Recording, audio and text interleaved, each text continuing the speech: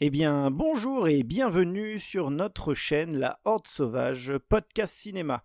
C'est parti pour un nouvel épisode de La Critique Sauvage, l'émission qui s'attarde sur certaines sorties cinéma sans jamais les spoiler. Aujourd'hui, vous l'avez vu sur la miniature, on va vous parler de Zootopie 2. Dans la police, le partenariat est la pierre angulaire du succès. Non, ma carotte. Fabuleux! Vous voulez arrêter les méchants? Aïe! Arrête de me tirer les oreilles, tire pas les oreilles d'un lapin! Soyez sur la même longueur d'onde. Très allons-y, j'y suis presque. C'est les poulets. Totote! Sauvez-vous tout le monde. Bon, on gagne pas à tous les coups. Mais avant de démarrer cette émission, il faut bien sûr que je vous présente la fine équipe qui m'accompagne. On commence par celui qui a distribué, tenez-vous bien, plus de colis dans sa vie que le Père Noël n'a distribué de cadeaux. Dites bonjour à Bertrand. Salut Bertrand, comment ça va ? Bonsoir à tous, ça va super bien, merci.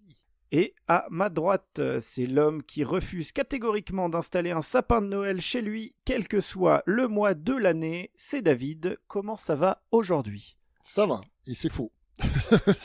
Mais voilà, mais ça va bien. Content d'être avec vous les copains. J'ai jamais vu un sapin de Noël chez toi. Ben non, c'est pas parce que tu n'en vois pas que je ne veux pas en mettre. Voilà. Donc, Zootopie 2, de quoi ça parle ? Pour ce second volet, on retrouve nos deux flics préférés, Judy Hobbs et Nick Wilde. Mais attention, leur célèbre duo a besoin d'une petite révision. Ils sont en thérapie de flics, histoire de mieux s'entendre sur le terrain. Juste au moment où ils essaient de régler leurs problèmes de communication, un mystérieux et insaisissable reptile débarque à Zootopie. Ce nouveau venu met toute la mégalopole sans dessus-dessous, bouleversant l'ordre établi chez les mammifères. Pour dénicher ce criminel à sang-froid, Judy et Nick sont obligés de s'enfoncer dans des quartiers totalement inconnus de la ville, jouant les agents infiltrés. Accrochez-vous, cette mission va non seulement les forcer à explorer les recoins sombres de Zootopie, mais surtout, elle va pousser leurs relations professionnelles et personnelles dans ses retranchements les plus extrêmes. Tintintin.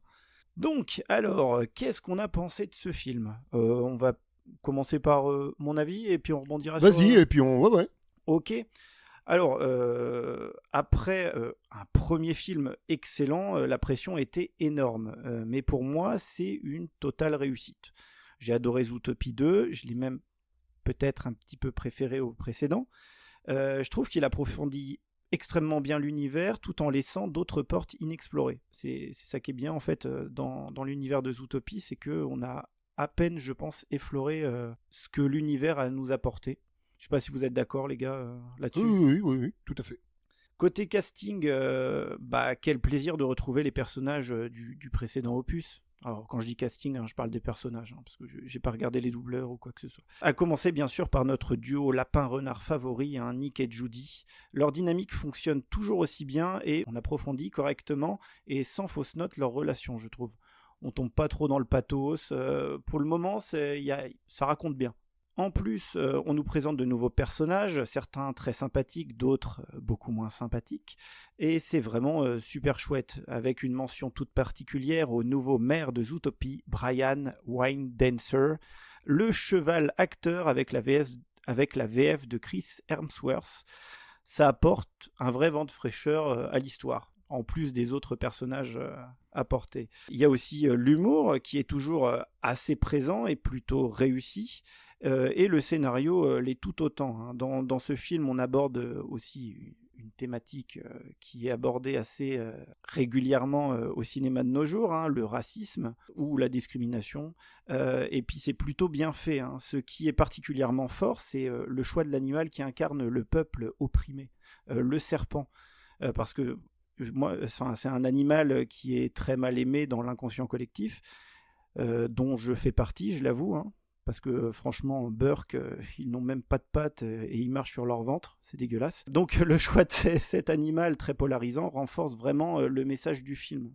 Voilà, je sais pas si vous avez quelque chose à apporter sur vos avis. Qu'est-ce que Non, vous non, avez bah, on est pensé venu du pour film faire joli, puis t'écouter, on va arrêter là. Non, bah bien sûr. M'admirer, vous voulez dire Bien sûr.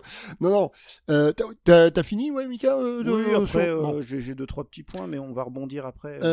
Ouais, alors bah t'as dit déjà pas mal de petites choses que moi j'apprécie. Hein. C'est pas un calque absolu du premier, ça c'est quand même chouette. T'as pas l'impression de voir une déclinaison du premier, même si c'est très respectueux de tout ce qui a été mis en place dans le premier opus, évidemment. Je le disais, et d'ailleurs je renvoie ceux qui nous écoutent, si c'est pas déjà fait, à l'émission qu'on avait faite en saison 1 où on avait traité du premier film. J'avais présenté Zootopie dans le cadre de la thématique film d'animation où on s'était quand même tous régalés. Enfin, moi évidemment, c'est moi qui l'ai choisi, mais tout le monde s'était régalé à voir ou revoir le film. Et je souhaitais à l'époque, j'avais dit, parce que le film était déjà en projet, hein, le deuxième opus, j'avais dit, j'espère qu'ils vont avoir cette bonne idée d'explorer l'univers visuellement riche et immense de Zootopie. Bah, c'est ce qu'ils font. On va dans le désert, on se retrouve dans la neige, on se retrouve dans une ville enterrée sous la neige, on se retrouve dans le marais, on se retrouve dans la ville. Enfin, voilà, alors on croise évidemment des lieux déjà croisés dans le premier. Tu as parlé des personnages, Mika, tous les personnages secondaires qui faisaient le sel du premier, ils sont presque tous là dans le deuxième. Et puis c'est pas lourdingue, c'est pas appuyé, on n'est pas dans le syndrome Jar Jar Binks. Voilà. Enfin donc c'est vraiment très chouette. Il y a de l'humour. Alors moi ce que j'ai vraiment adoré, c'est les clins d'œil. Sans spoiler trop, on a quand même des clins d'œil à des films qui ne sont absolument pas destinés aux enfants dans un film Disney. Coucou le Silence des Agneaux, coucou Shining, je vous laisse découvrir. Et puis c'est quand même amené vraiment de façon chouette, c'est vraiment extrêmement drôle. Voilà, moi l'histoire tient debout, j'en étais même par moments à me dire, oulala, ça c'est un film qu'il faut revoir tellement les enchaînements quand ils découvrent des indices, etc., ça les emmène vers autre chose. Et il y avait des moments, j'arrivais à être paumé parce que ça arrête pas. Hein. Le film fait 1h48, ça arrête pas. Hein. L'enquête marche tout aussi bien que celle dans le premier. Dans le premier, voilà. Et là-dessus, on n'est pas volé. Il y a du contenu, c'est riche, c'est dense. On en a pour son argent. Visuellement, c'est quand même très beau. Voilà, les courses-poursuites sont chouettes. C'est bien dosé. Enfin, combien de fois on m'entend dire pour des films ou d'autres, c'est trop long, cette scène-là est trop longue, le film est trop long. Mais là, c'est dosé, c'est presque au millimètre, je trouve. Alors, on est dans du film d'animation, hein. Ça se gère évidemment différemment du film live, mais là, je trouve que c'est au cordeau tout le temps. Les personnages sont ultra attachants. Enfin, on se prend de. Alors, c'était déjà le cas dans le premier, hein, mais moi, Judy et Nick sont absolument fabuleux. Moi, j'aimerais les retrouver tous les 6 mois dans des films de ce niveau-là. Ce serait un plaisir. Non, vraiment, là, on est sur le haut du panier. Alors, sachant que tu ne l'as pas dit, je crois, mais le film explose le box-office. Oui. C'est au moment où on parle, on doit pas être bien loin du milliard de recettes mondiales. Voilà, ça défonce tout. Bon, il y aura probablement un 3, hein, il y a un petit clin d'œil, il y a une petite séquence. Il y a une scène post-générique voilà. Qui introduira qui laissera une porte ouverte pour un 3e. Voilà. Donc. Et on partirait sur encore autre chose. Enfin, ouais. Il y a un truc qu'on n'aurait pas vu. Après, moi, ce qui me fait un peu peur dans cette future 3e opus, c'est qu'est-ce qu'ils vont raconter sur le duo de Nick et Judy, quoi. Là, on a un peu fait le tour, je trouve. Bah, j'ai un peu envie de faire confiance aux scénaristes. Hein. Et franchement, c'est qu'ils prennent leur temps, hein, comme ils ont fait avec le 2, quoi. Voilà, il y a presque 10 ans entre les deux premiers films. Bah, s'il faut attendre 7-8 ans pour avoir un 3e opus du niveau des deux premiers, bah c'est pas grave. Voilà, franchement, vaut mieux en avoir moins que ce soit de ce niveau-là. Bertrand, je te passe le bâton de parole, comme aime bien dire Mika. Dans l'ensemble, je pense que vous avez à peu près décrit le sentiment général. Hein, voilà, j'ai pas du tout envie de jouer je sais pas comment on dit, mais d'être l'oiseau de mauvais augure. J'avais un peu peur. Et je l'ai cru à certains moments de certains personnages qui viennent un peu pour jouer les utilités, je trouve. C'est un peu le problème du truc référentiel de la référence, de la référence, de la référence. Au bout d'un moment, on s'y perd un peu. J'ai été souvent pris à défaut à ce niveau-là par le film, parce que voilà, ça nécessite un effort de concentration qu'on ne s'attend pas à devoir fournir pour un film de ce genre-là. D'où la nécessité peut-être d'un revisionnage. D'ailleurs, il faudra que je revoie aussi le premier à ce titre. Non, il évacue bien l'obstacle principal du film qui aurait été fait directement dans la foulée pour surfer sur le succès, justement. Ça, c'est un bon point parce il va pas dans la surenchère par rapport au premier. Il prend une autre direction, il fait avancer ce qui a besoin d'être fait avancer, mais il joue pas le côté surspectaculaire pour faire, on n'en met pas plein la vue plus.